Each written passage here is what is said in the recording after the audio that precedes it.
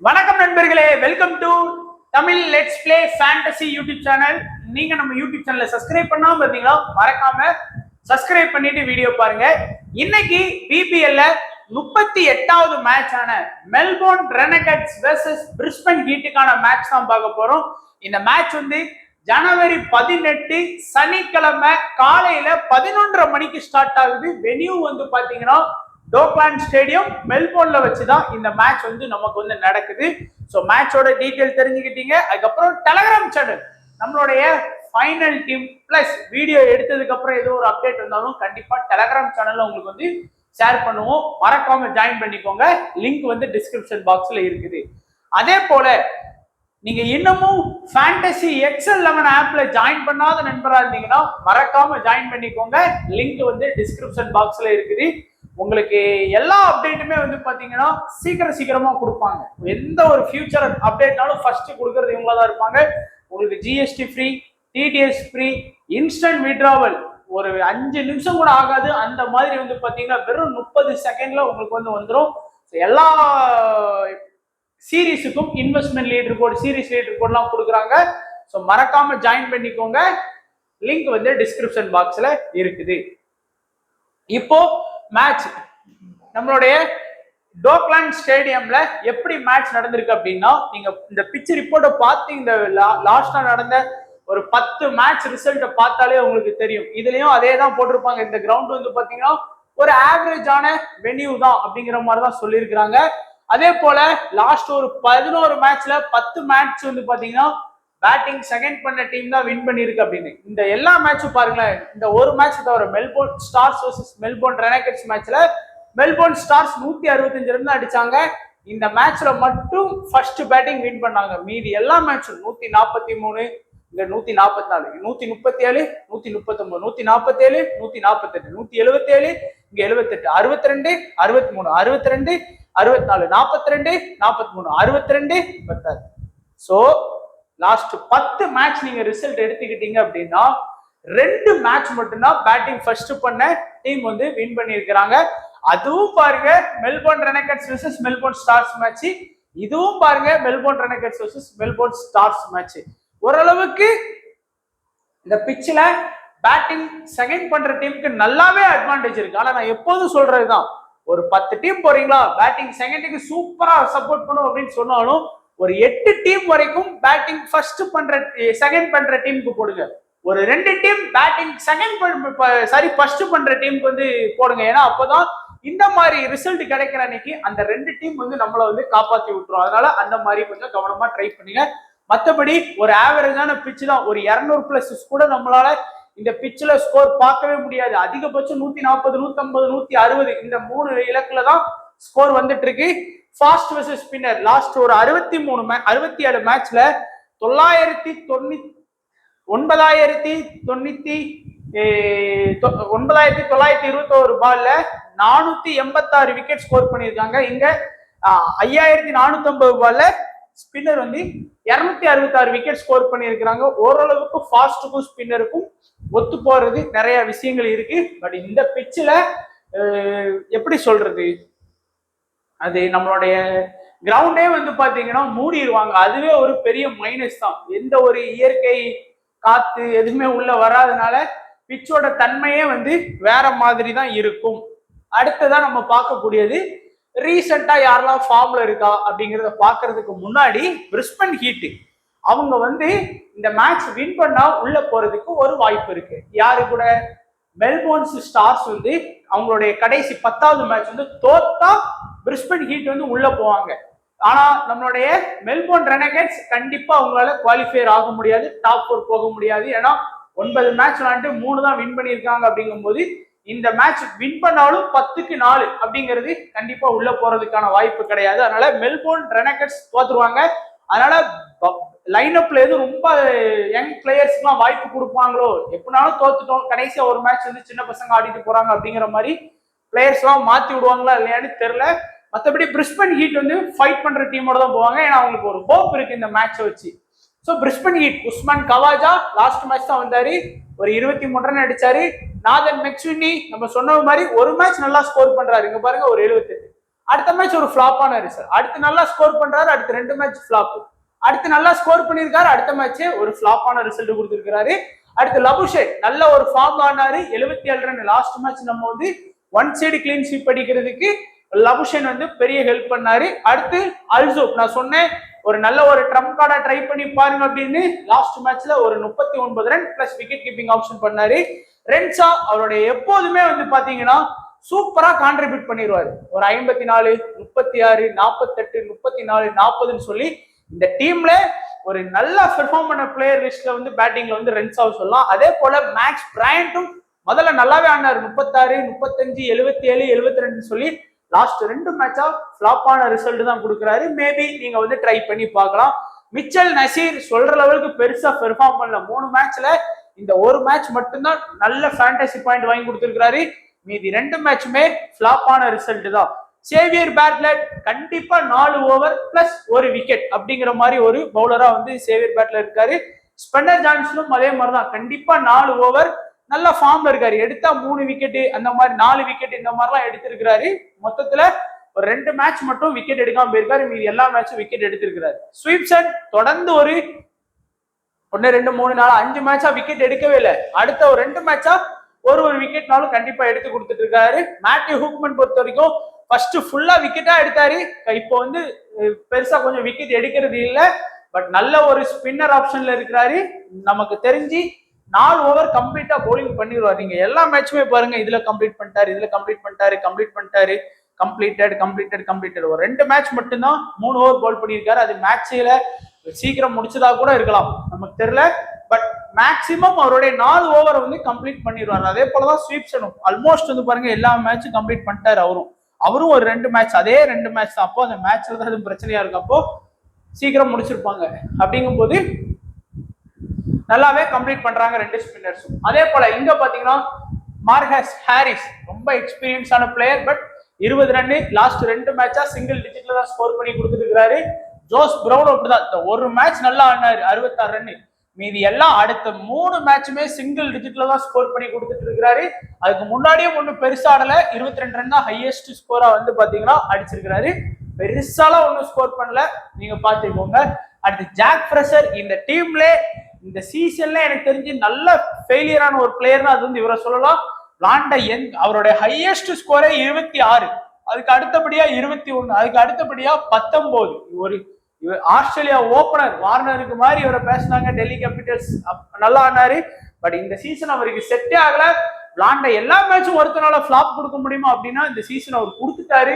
நிறைய மேட்ச் பாருங்க, 1, 2, 3, 4, 5 மேட்ச்ல சிங்கிள் டிஜிட்ல ஸ்கோர் பண்ணி கொடுத்துருக்கிறாரு. அப்போ அவர் என்ன லட்சணத்துல ஆடி இருப்பாருன்னு பாத்துக்கோங்க. அவரை நம்பிதான் நம்ம நிறைய ரெனகட்ஸ் மேட்ச் வந்து தோத்தோம்.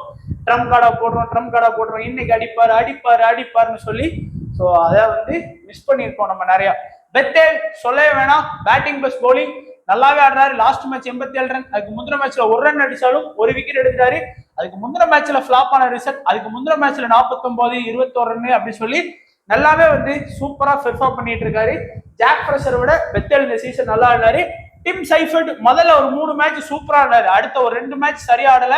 அடுத்து ஓகே ஒரு 20+ ரன் அடிச்சுட்டு விக்கெட் கீப்பிங் ஆப்ஷன்ல இருக்காரு, ஓகேவா தான் இருக்காரு.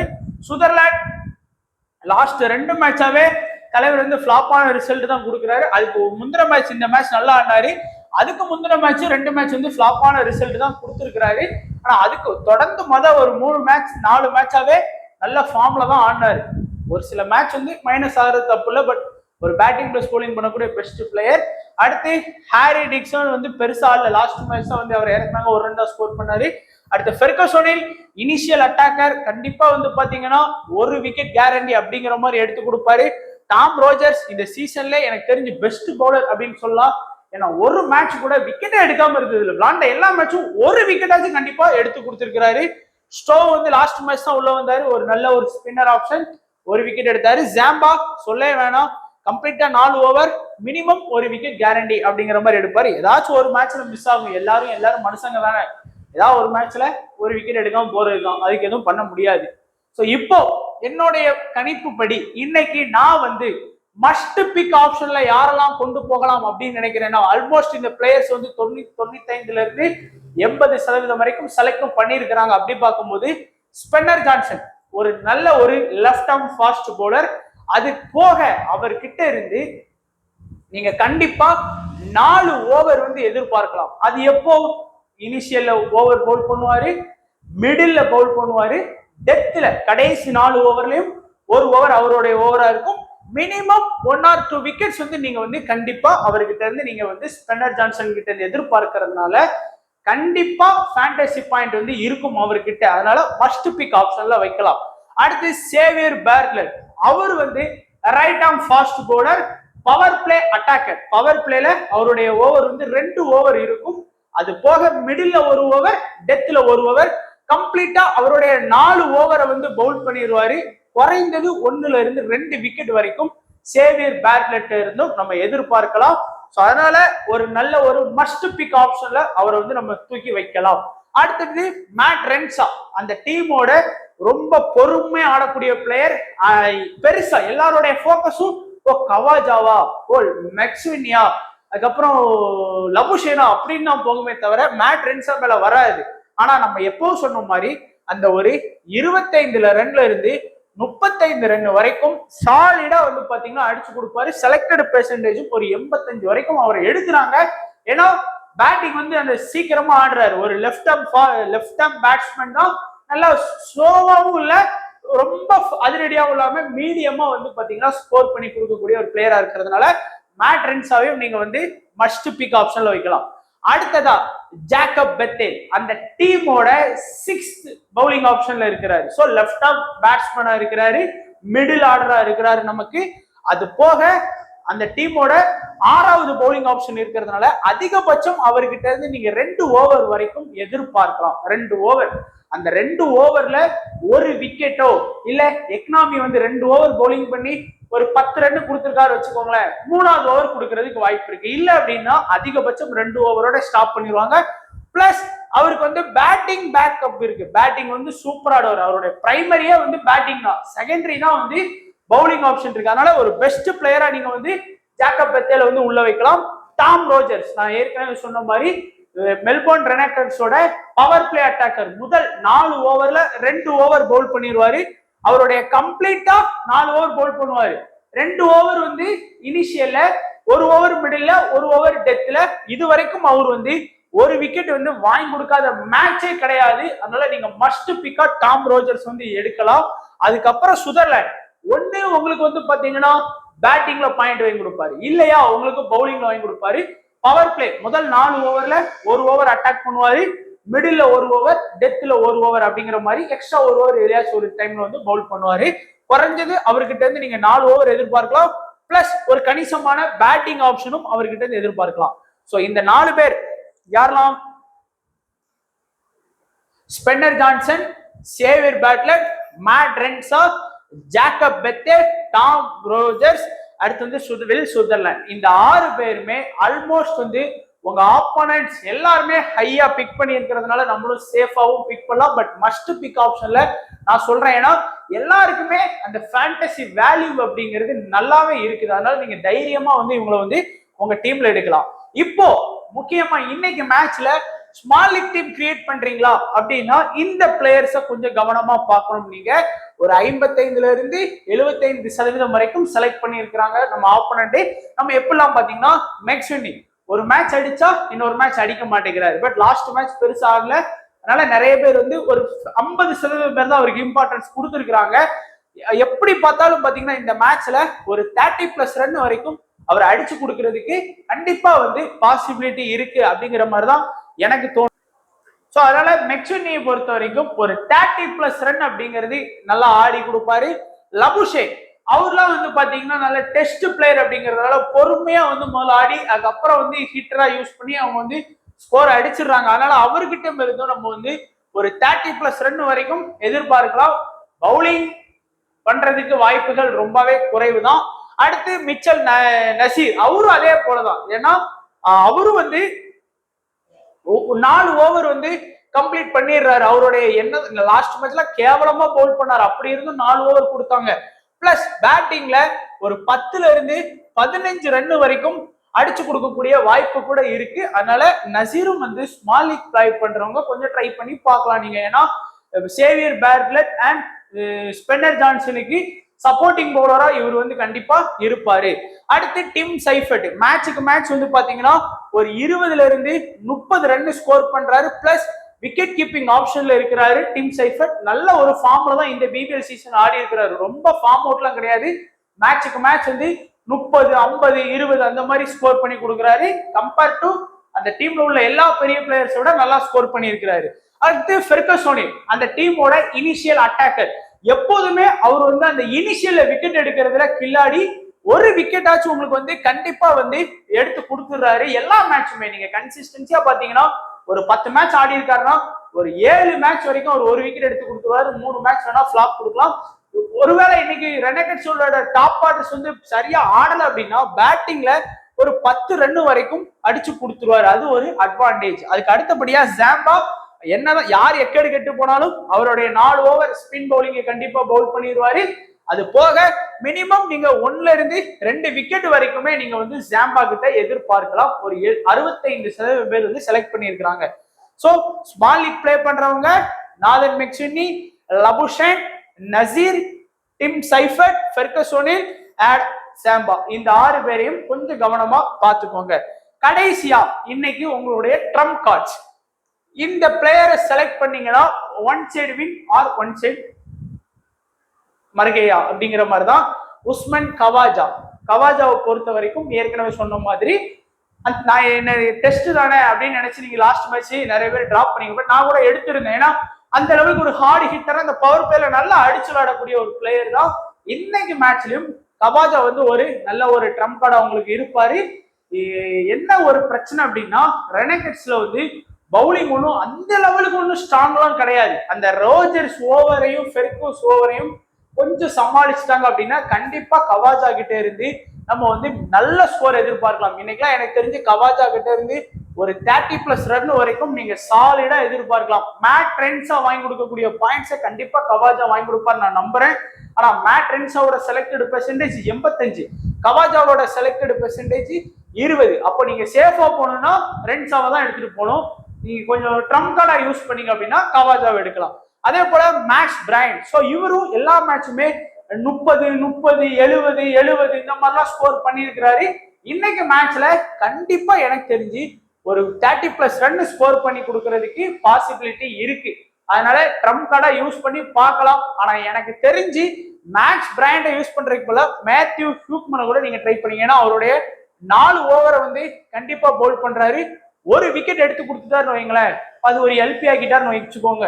ஒரு 33 பாயிண்ட் பிளஸ் பிளேயிங் 11 சேர்ந்து ஒரு 37 பாயிண்ட் வந்து இன்னைக்கு மேட்ச்ல வந்து வாங்கி கொடுத்துருவாரு. அதே இது மேக்ஸ் பிரையன் 30+ ரன் அடிச்சாருன்னா ஓகே, அந்த பாயிண்ட் இவர் அடிக்கலன்னா இவர் எடுக்கிறது பெஸ்டா இருக்கும். ஸோ அதனால ட்ரம்ப் கார்டுல பெஸ்ட் சேஃப் பெஸ்ட் ரிஸ்க்லாம் நம்ம பார்த்துட்டு இருக்கோம். அடுத்து இங்க நம்மளுடைய தலைவர் ஜாக் ஃப்ரெஷர். உங்களுக்கு தெரியும் விருப்பம் உள்ளவங்க, ஏன்னா இத்தனை நாள் நம்ம ட்ரை பண்ணிட்டோம் சரிங்களா. நிறைய நாள் நம்ம டீம்ல வந்து ஜாக் ஃப்ரெஷர் நீங்களும் ட்ரை பண்ணிருப்பீங்க, தோக்க வச்சிருப்பான். நீங்க கடைசியா ஒரு நாள் ட்ரை பண்ணி பாருங்க. ஒரு 50 பேர் விளையாடக்கூடிய லீக்ல கண்டிப்பா ஒரு டீம்ல சும்மா இத்தனை நாள் தோத்தீங்க ஒன்னும் பிரச்சனை இல்லை, இன்னைக்கு ஒரு 20 ரூபா 30 ரூபா கான்டெஸ்ட் போட்டு கேப்டனா போட்டு விட்டுருங்க, என்ன ஆனாலும் பரவாயில்லன்னு சொல்லி திடீர்னு ஒரு நல்ல ஸ்கோர் அடிச்சிட்டாருன்னு வச்சுக்கோங்களேன், அது நம்ம ஒன் சைடா வின் பண்றதுக்கு வாய்ப்பு இருக்கும். இத்தனை நாள் தோத்ததுக்கு அது ஒரு பெனிஃபிட்டா இருக்கும்.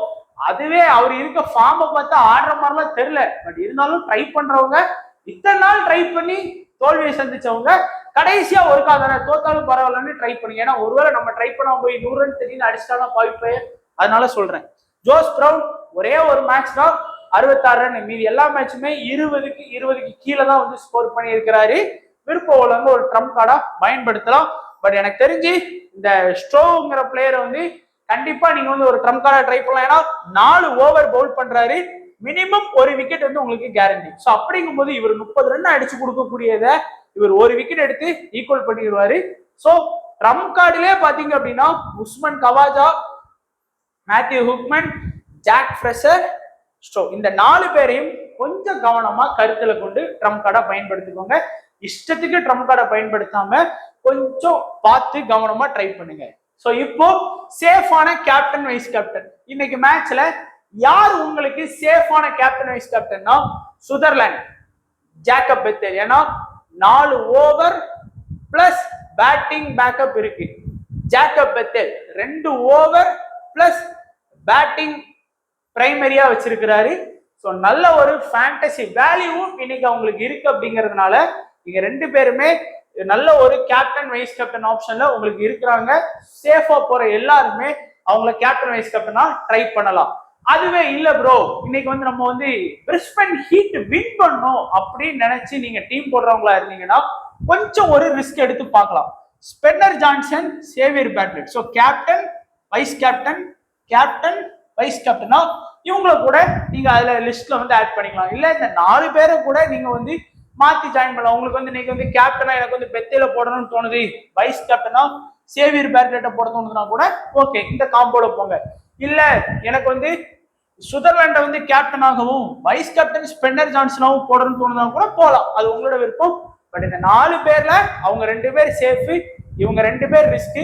கவனமா கேப்டன் வைஸ் கேப்டன் போட்டுருங்க, அதுதான் முக்கியம். ஏன்னா லாஸ்ட் மேட்ச் பிரிஸ்பன் ஹீட் கோபட்ல கேப்டனா நான் எலிச போட்டு விட்டேன், அதனால முடிஞ்சு போச்சு, வின் ஆயிட்டோம், அவ்வளவுதான். நிறைய பேர் கேப்டனா வேற பிளேயர்ஸ் ட்ரை பண்ணாங்க. ஸோ நம்மளுடைய கேப்டன் வைஸ் கேப்டன் ஒரு 50+ பாயிண்ட் வாங்கி கொடுத்துட்டாங்க அப்படின்னா 2 பேரும் கேப்டனும் 50+ ஃபேண்டசி பாயிண்ட், வைஸ் கேப்டனும் 50+ ஃபேண்டசி பாயிண்ட் அப்படின்னா சூப்பரா வின் பண்றதுக்கு ஹெல்ப் பண்ணுவாங்க. அதுல கொஞ்சம் கவனமா இருந்துக்கோங்க. கடைசியா நம்மளுடைய ஸ்மால் லீக் டீம், சேஃபான ஸ்மால் லீக் டீம், கவனமா விளையாடுறவங்க பாருங்க. Tim Seifert, Jacob Bethell, Sutherland, Roger, Zampa, எந்த ஒரு ரிஸ்க்குமே நம்ம எடுக்கல. ஸோ இதுல வந்து Seifert must pick player, Jacob Bethell Seifert SL player, must pick player, must pick player, SL player, எந்த ஒரு ட்ரம்ப் கார்டுமே நம்ம வந்து எடுக்கல. இங்க பாருங்க, சேவியர் பேட்லர் மஸ்ட் பிக்கு, ஸ்பென்னர் ஜான்சன் மஸ்ட் பிக்கு, நசீர் எஸ்எல், லபுஷேன் வந்து எஸ்எல், கவாஜா வந்து ட்ரம்ப் பிக்கு, நாதன் மெக்ஸ்வினியும் வந்து நம்ம வந்து ஸ்மால் லீக்ல உள்ள ஒரு பிளேயரா தான் கன்சிடர் பண்ணியிருக்கோம். ஸோ இதுல வந்து எல்லாருமே இந்த கவாஜா இடத்துல டைரக்டா போயிட்டு மேட் ரென்ஷாவை வந்து எடுத்துட்டு வருவாங்க. ஸோ அவ்வளவுதான் சேஃப். நான் வந்து ரென்ஷாவை விட கவாஜாவை இன்னைக்கு நம்புறேன். அது மட்டும் இல்லாம ஃபீல்டிங் பொசிஷனும் கவாஜாக்கு நல்லா இருக்கு, ஒரு 2 கேட்ச் பிடிக்கிறதுக்கு கூட வாய்ப்பு இருக்கு. லாஸ்ட் மேட்ச் அவரோட ஃபீல்டிங் அந்த மாதிரி தான் இருந்தது. அதனால ரென்ஷாக்கு மேல நான் கவாஜா எடுக்கிறேன். சேஃபா போகணுங்கிறவங்க அந்த மாதிரி போய்க்கோங்க. கேப்டன் வைஸ் கேப்டன் பார்த்துக்கோங்க. இல்ல உங்களுக்கு ஏதாச்சும் ஒரு ட்ரம்ப் கார்டு எனக்கு கண்டிப்பா யூஸ் பண்ணி ஆகணும்னு நினைச்சா நம்ம ஏற்கனவே சொன்ன அந்த 6 ட்ரம்ப் கார்டுல அந்த 4 ட்ரம்ப் கார்டை நீங்க பயன்படுத்தலாம். அதுல ஒருத்தர் தான் நான் வந்து கவாஜாவை பயன்படுத்தியிருக்கேன். மீதி உங்களுக்கு ஜாக் பிரஷர் வேணுமா ட்ரை பண்ணி பாருங்க, உங்க தலையெழுத்து அந்த மாதிரி ட்ரை பண்ணி பாருங்க. ஸோ வீடியோ கண்டிப்பா உங்களுக்கு பயனுள்ளதா இருந்திருக்கும் நான் நம்புறேன். ஸோ வீடியோவை லைக் பண்ணி பாருங்க, வீடியோவை சப்ஸ்கிரைப் பண்ணாம இருந்தீங்கன்னா சப்ஸ்கிரைப் பண்ணிக்கோங்க. வீடியோ பார்த்த எல்லா நண்பர்களுக்கும் நன்றி, வணக்கம். தேங்க்ஸ் ஃபார் வாட்சிங் நண்பா.